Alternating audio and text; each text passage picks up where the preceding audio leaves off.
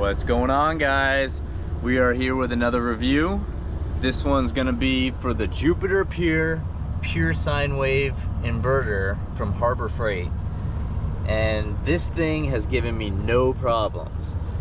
I've used it every single day for probably a year. I just leave it running inside this van and it has done everything I wanted and more. So let's talk about first why I use it. For our main channel, we travel around the USA hitting a bunch of caves and stuff. So we needed 120 volts to pretty much power all sorts of heaters, and we had a microwave in here. We power this box fan at night when it gets really hot in here, and pretty much everything else you can think of that's 120 volts, it'll run it as long as it's not too high of an amperage. We wired up these outlets up here. There's 4 of them, and we just plug everything in straight to those outlets. This is a Milwaukee charger. We charge all of our 18-volt batteries and stuff that we use to hammer drill open caves. So this thing is really nice because it's survived. I mean, I've been a little worried about it. It's from Harbor Freight, you know, but it's done the job, no problems whatsoever. The good thing about this, obviously, it's cheap. It was one of the cheapest pure sine wave inverters that I could find. And the reason we went with pure sine wave is because we were gonna run a lot of big like appliances and stuff that have motors in them.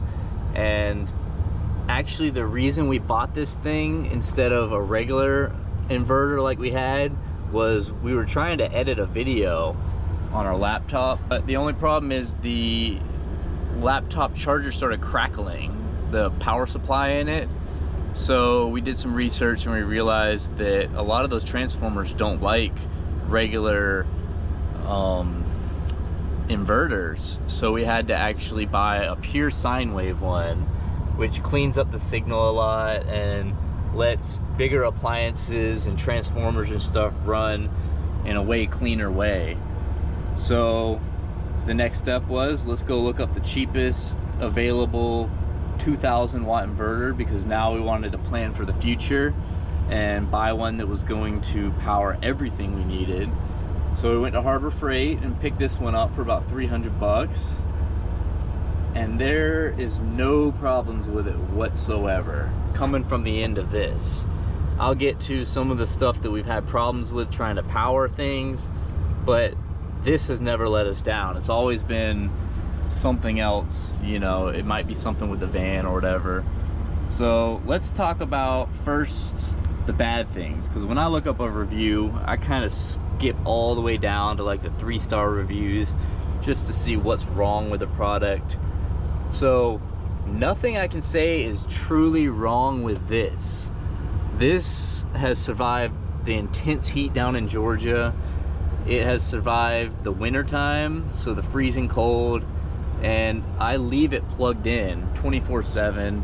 It just stays running. Every now and then, if the van goes to a shop or something and I don't want it to slowly kill the battery, I'll turn it off. But for the most part, it just stays plugged in.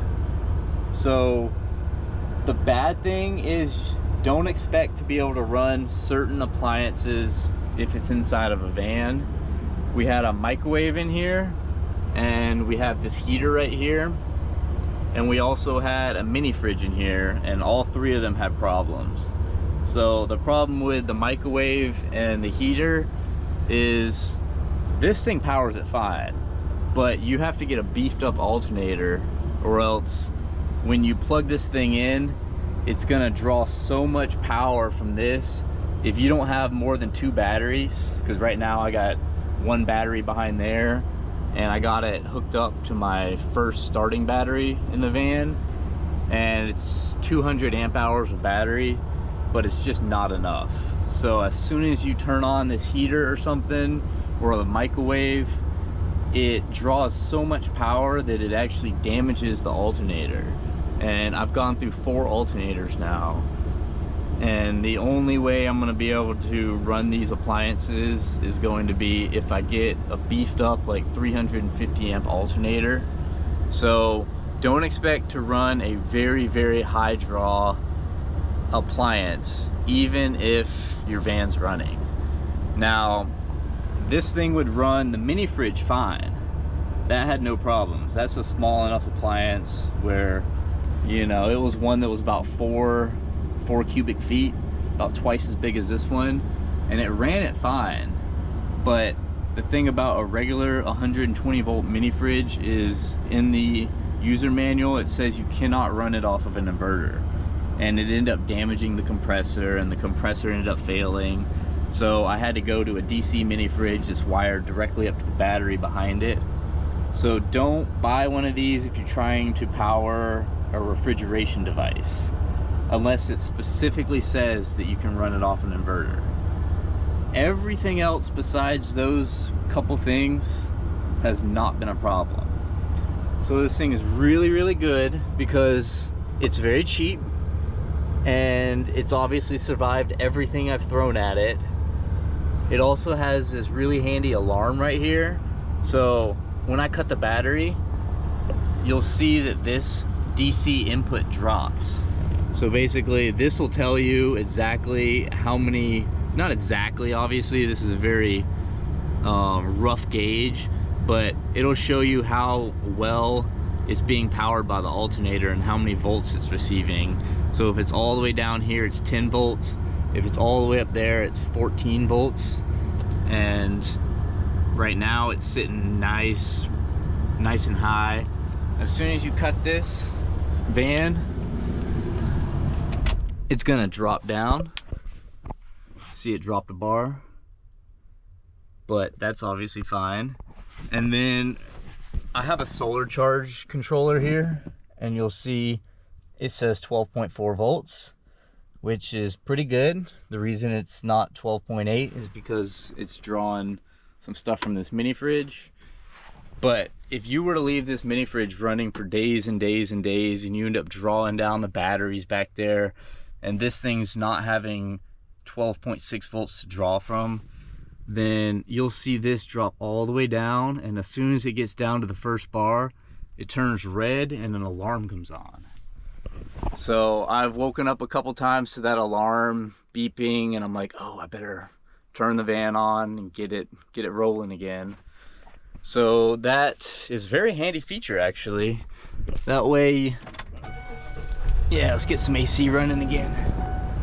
So it's a very handy feature because it'll wake you up, let you know everything's dying, and you need to go ahead and crank your van. It's very easy to set up. So on the end of going to the battery here, I've paralleled 3 sets of number 4 wires. All right, and quickly, if you're not an electrician, you might not know what I meant by parallel it. Basically, instead of getting one thick cable that was 1/0 sized, I just got 3 number 4s, and I crimped them all under this one lug here. Sorry, it's not ideal here, but I'm not taking this thing off the wall just to show you this. So basically, ooh, a lot of spider webs down there. Yeah, there's a lug right there, and I crimped them all in there with a crimp kit. They sell that at Harbor Freight too. And the same for this one. Just get 3 different wires, crimp them under one lug, and it'll act like one bigger wire. I did the calculations, and I ended up finding out I needed 3 sets of these to run over to my second battery. You're gonna wanna minimize the length of wire that you use, just to minimize voltage drop, so that you don't have to put such thick wires in. And the same for the ground. You're gonna wanna ground it to the very first piece of metal that's beefy in your car. Either that, or if your battery's really close, you can take it back to the negative terminal on that battery. And mine is like right there. So I went ahead and ran it in there to the battery. So it's very easy to set up from that end. And then this end is literally, you can think of this as an extension cord pretty much. All I've done here is plugged it in, ran it through the wall, and then I've wired up each outlet to it. So they're all ran off of the same wires, and yeah, it's working great.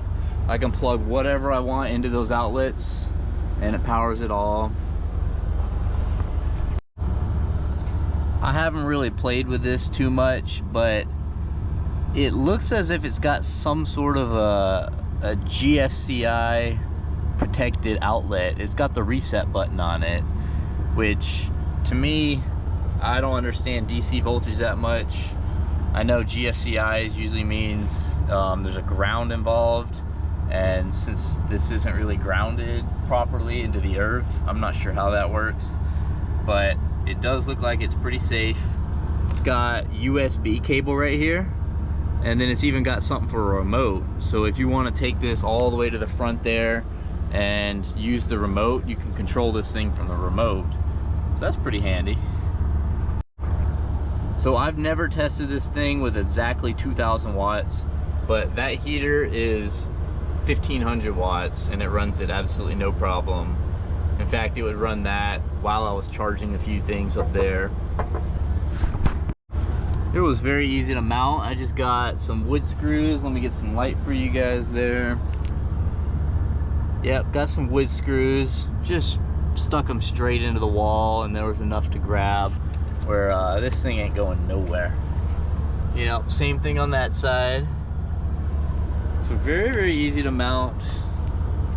It's got a fan that kicks on when it gets really hot, so it's not gonna overheat or anything.